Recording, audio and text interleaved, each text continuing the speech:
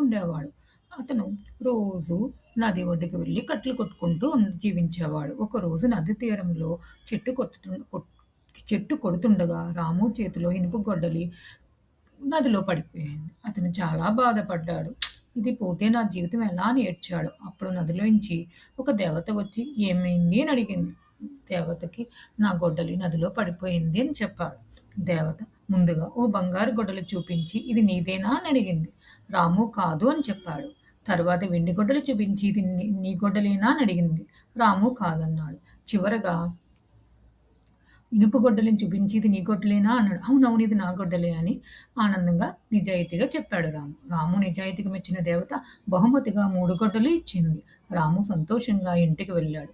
అతని జీవితం సుఖంగా మారింది. దీనిలో నీతి ఏమిటి? నిజాయితీకి ఎప్పుడు మంచి ఫలితం ఉంటుంది.